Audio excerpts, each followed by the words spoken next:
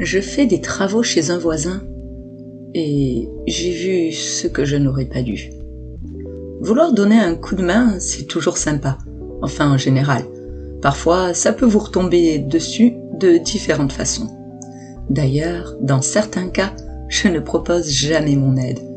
Par exemple, les histoires de couple, j'évite. C'est un coup trop risqué. En dehors de ces cas, j'hésite rarement à venir prêter main forte aux personnes qui m'entourent. Et que ce soit des amis, des connaissances ou des personnes que je côtoie sans vraiment très bien les connaître. Récemment, j'ai accepté d'aider un voisin sur son terrain de loisirs.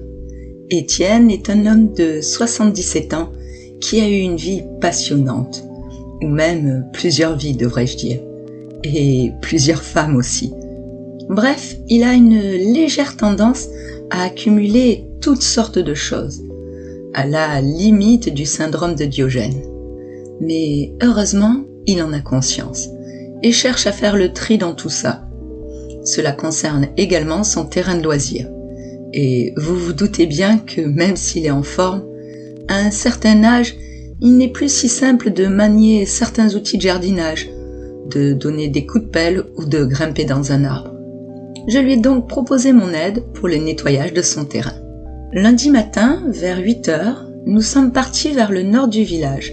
Et au bout de 10 petites minutes, sur un chemin constellé de nids de poules serpentant entre divers terrains de loisirs, plus ou moins bien entretenus, nous nous sommes garés devant l'imposant portail en fer venant fermer l'accès à son terrain, clôturé d'un grand grillage surmonté de fils barbelés. Étienne avait autant peur des vols que des dépôts sauvages, ce qui fait qu'il avait vraiment bien clôturé son espace. Une fois le portail passé, encore quelques mètres dans la végétation pour découvrir l'ampleur de la tâche qui nous attendait. Et il ne manquait pas de choses à faire. Tous les arbres demandaient à être taillés, les haies également, et l'espace potager semblait n'être qu'un lointain souvenir. Le ruisseau qui devait passer sur la droite était sec, complètement encombré de feuilles et de branchages, et même des gravats. Il y avait aussi 2 énormes monticules de terre à faire disparaître et un petit cabanon en piteux état qui avait besoin d'une porte et d'une nouvelle couverture pour sa toiture. Il y en avait bien pour plusieurs jours.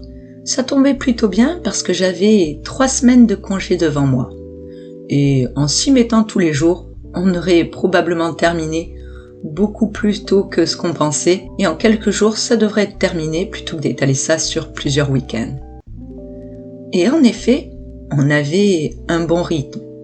En plus d'être très bavard et intarissable sur ses histoires, Étienne avait une bonne forme générale et maniait assez bien les outils.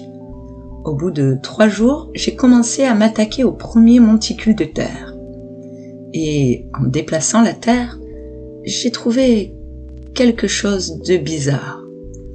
Oh, je vous rassure, rien de trop glauque ou de dégoûtant, aucun morceau de doigt ou quelconque partie de corps humain d'ailleurs, et heureusement. Mais plutôt un objet que je n'aurais pas pensé trouver dans un gros tas de terre.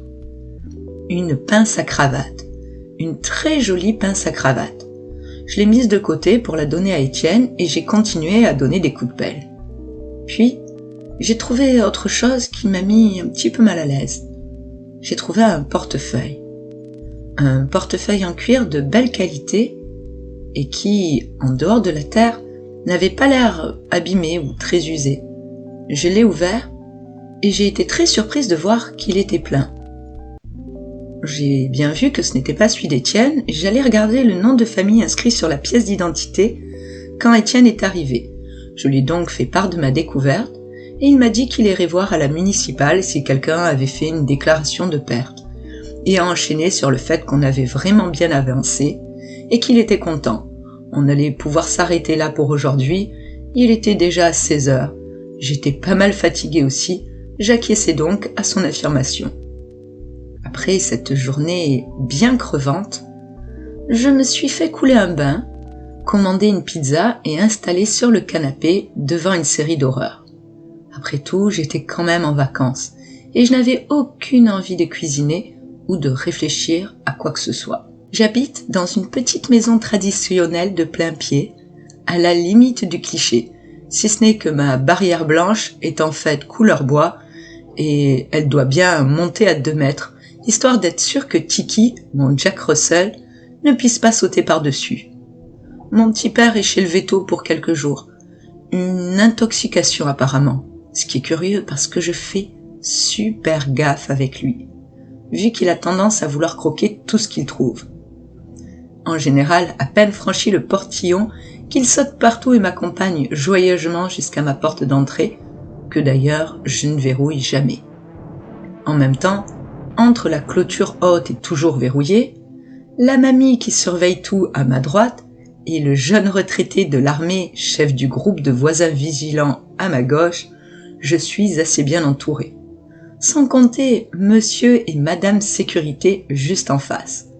J'aime bien les appeler comme ça, car lui délivre des cours d'autodéfense et elle des cours de secourisme. Je fais d'ailleurs attention, quand je regarde un film ou une série, à ne pas trop me laisser aller à crier de peur. Je me contente de frissonner, car un soir où je me suis laissé aller et j'ai crié, ils ont tout de suite débarqué afin de s'assurer que tout allait bien. Donc j'évite de me faire déranger maintenant. Et ce soir, après une bonne pizza et ma petite dose de frissons, je suis partie me coucher. Et si je n'ai pas l'habitude de verrouiller la porte d'entrée, j'ai pris l'habitude, lors de mes études et de mes années en CTU, de verrouiller la porte de ma chambre. Donc, après avoir soigneusement fermé à clé ma porte, j'ai plongé dans les bras de Morphée.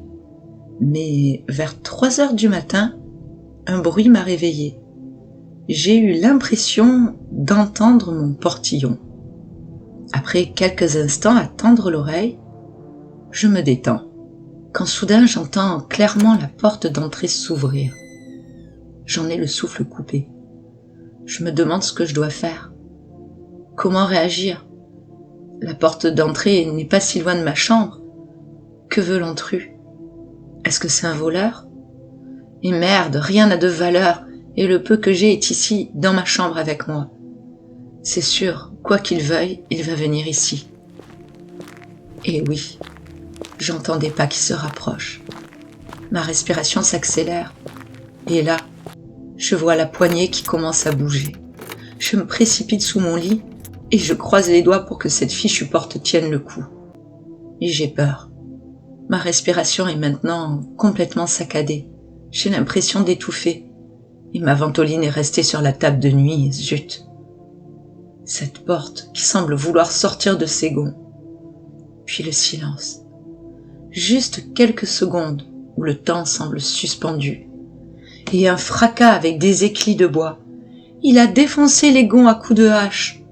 Et la porte s'est ouverte avec fracas. Au même instant, et avec une coordination totalement improbable et incroyable, je glisse de ma cachette, sors de sous mon lit et me précipite hors de la chambre, fonçant vers la sortie, alors que mon assaillant, lui, a sauté sur mon lit, sans même s'apercevoir que je n'y étais plus, me laissant ainsi le temps de rejoindre mes voisins sécurisants et de prévenir la police. Étienne fut arrêté.